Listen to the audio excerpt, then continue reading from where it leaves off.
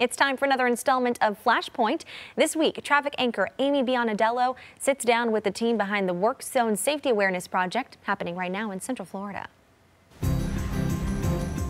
Well, good morning. I'm Amy Biondello. The busy summer travel season, it's upon us. And with a large amount of ongoing construction here in Central Florida, one team wants to keep things safe on those unpredictable work zones. We have a lot of them, not just right now, but year round as well. So joining us today on Flashpoint, we have two guests from the Florida Department of Transportation. We have, first off, Brad Bauknecht.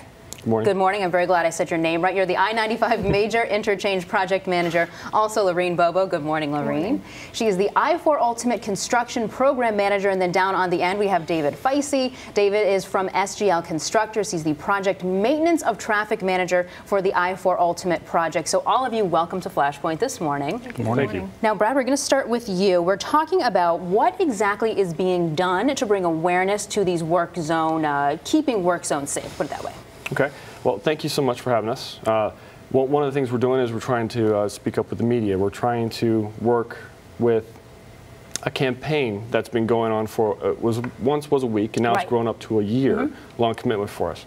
And what we're doing is we're providing that expectation for the driver to enter the work zone. So how is it important to do the speed limit in this construction zone? It's very important. You know, we're all guilty of going 5 miles over the speed limits in a normal condition. But when you're in a work zone, it's so important to not exceed that speed limit. Especially with people standing right there on, right on the side of the highway. There's certain simple precautions. Yeah. And then how important is just to be alert? So try to keep that awareness to the possible distractions that we have. And then one other thing is the advanced warning signs that we have. We have them 2 miles in advance to our construction zones. And it takes that time just to see those, and you can actually be prepared for what you're going into. And you might not even notice, but some of the signs we even have say, slow down, my mommy works here, or slow down, my daddy works here. And that hits home to some people, and that can maybe help that out. So go ahead. So they're bringing some new technologies into this whole thing as well. Yes, ma'am, they are. And that's something that David here is with us to help out to answer some of those questions too. And we're always looking for new technologies too. Oh, I'm sure that does nothing but help. Okay, now with this Work Zone Safety Project, a little bit like what you were talking about, FDOT released a PSA. Let's go ahead and take a look. Would you slow down if your child were here? About bringing it to a little bit more of a personal level. So Loreen, we're going to ask you now, what was the goal of this video? Kind of a two-part question here. And also, what is the most important safety issue facing drivers as well as work crews? So the goal of the campaign was somebody's child works here. My child actually is in that video.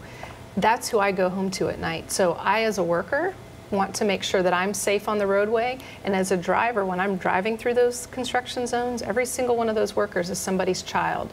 Everybody needs to go home. Something I've been saying since we started the I-4 Ultimate Project is my goal is that every person goes home to their families every single night. The workers, the drivers, everybody. We all need to stay aware and be careful in the work zones. Yeah, so giving it more of a human issue than just an inconvenience we're all driving past on a daily basis. Loreen, I'm also going to ask you, what does FDOT really want the public to know about dealing with construction? Because we see it all the time. It almost becomes routine. Exactly. It is not routine. David and his crews are working every night. We're doing lane closures. We're doing ramp closures. Things are changing. We might have shifted only 6 inches, but that 6 inches, if you're not paying attention, could mean that you actually end up having an accident, an incident within the roadway. And now you've put other people's lives in danger because you weren't paying attention. So no matter what you saw yesterday, it could be different. Please stay aware. Seems like it's kind of, we have that new technology coming in, and it's also the basics of slow down, be aware, because like you said, even those subtle changes, when you have people physically standing there, that can make a huge difference. Absolutely. Yeah. All right, well, when we come back, we're going to talk a little bit more about Work Zone Safety Project and hear from David Feise, who's been waiting patiently, from SGL Constructors.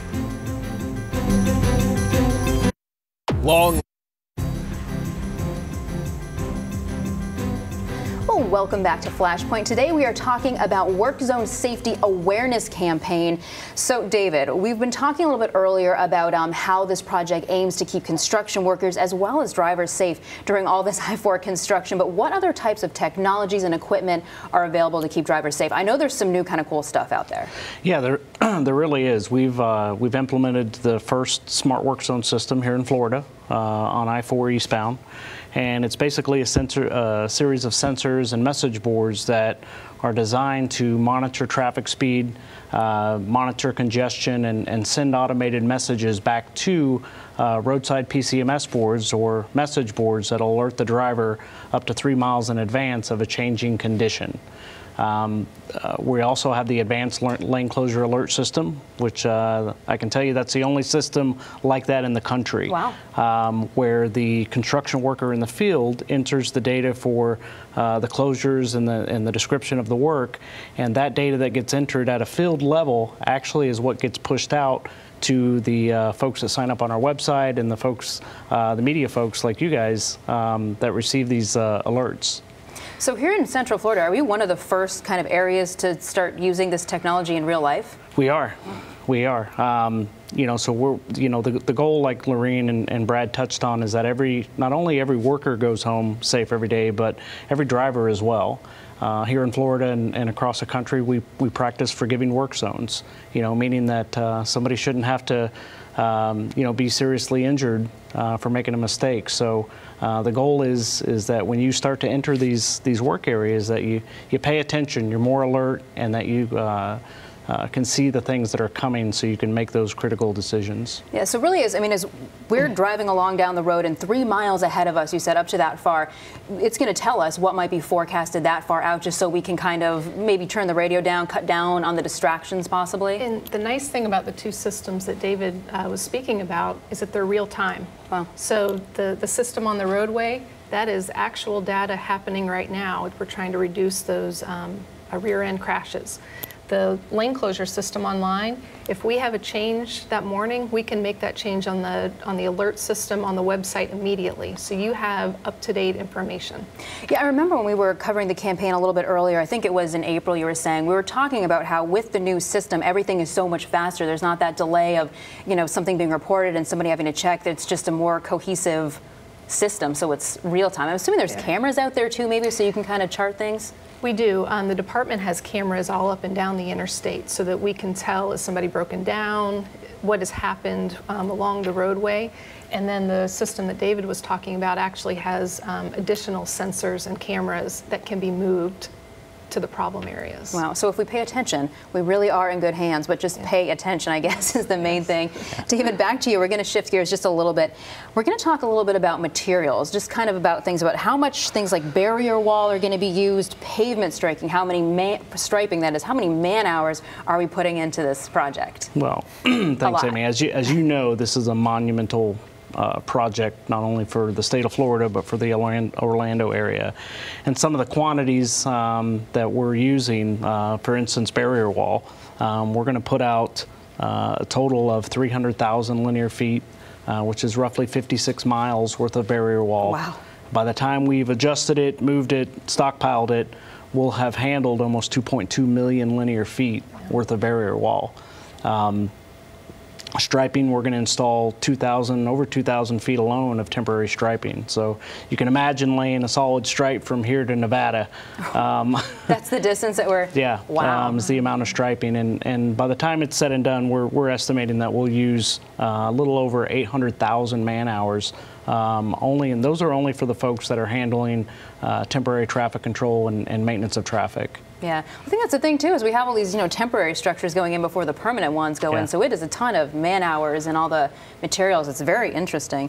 Loreen, we're going to just reiterate a little bit again, because I think it's so important. We're going to talk about just the amount of people that are going through, I guess, this project at any amount of time on a daily basis. Focusing on driving slower, what is so important about just driving those speeds down? Yep, so we have close to 200,000 vehicles a day driving through the 408 interchange on I-4. That's a lot of people, that's a lot of vehicles coming through. And that means it's a lot of traffic that we have to manage. If everybody goes the speed limit, we can all get through there safely. If you start increasing that speed and you have to get out of somebody's way or whatever it may be, that's when incidents happen. So not only paying attention, but keeping your speed at the speed limit is more crucial than ever during a work zone. Now, on a related note here, Brad, what measures are being taken to really prevent these traffic accidents going through the work zones, other than just, we all know we need to slow down? Right, and that's a tough question to ask, but it really happens in design. And in design, we have measures taking place or safeguards that are DOT standards, and in those DOT standards, our safety requirements are provided in those standards. So after that, it's brought into construction. That's kind of where I take place, and we implement those standards. And then we also look at ideas where there's additional safety cones, safety measures that have to take that are put in place. So in all, we also work with partnering with the FHP for speed enforcement, because that's one measure that is out of our control. We can post a speed limit, but we can't tell the driver to. We're unable to enforce. Well, exactly. Exactly. Yeah. Well, it actually brings me right to our next question for David. We were talking a little bit during that work zone safety back in April about that technology that you were using, and I know that troopers were really cracking down on speeders. A month later, have you noticed any kind of more long-term changes because of that sort of temporary measure? Well, I haven't seen any data for that yet, but I can tell you part of the smart work zone system, we measure traffic speeds. And so we've been able to take some of that data, share it with law enforcement, so they can use that data and kind of see, where we're still having some trouble areas. But it's just important, again, to remind everybody that, not only drive the speed limit, during construction and through the construction zones, but remember, when you see cones out there, there's generally human lives behind those cones. Do you have any kind of communication with FHP, like you were saying, if you're really seeing with your technology a hot spot for people speeding or kind of things happening, to tell them, hey, this might be an area that we need to focus on because we have a lot of citations and this is a problem area? Yeah, we do. We've partnered with all the local agencies, including City of Orlando and City of Maitland, and we are in constant contact with those folks and communicating the things that we're seeing. All right.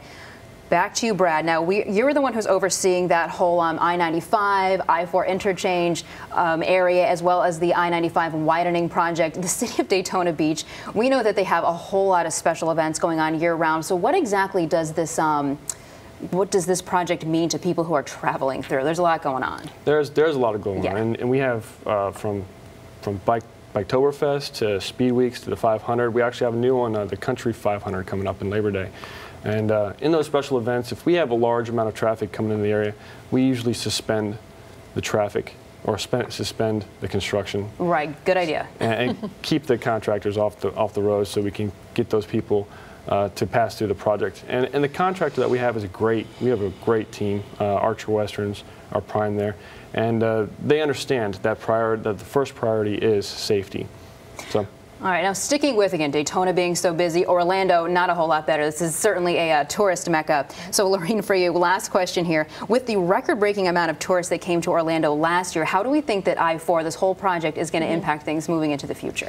So we knew that we were going to be impacting 21 miles, which covers many counties, many cities, and as we know, the theme parks, people are trying to get to their family vacations.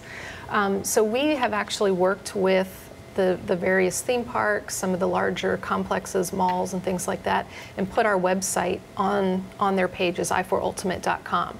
So that family from New Jersey that just wants to get down to the theme parks and they go to the theme park website, they'll be able to look to see that there is something that they're going to be impacting, that they're going to drive through. And because it's real-time information, they can get that information from the website and be aware.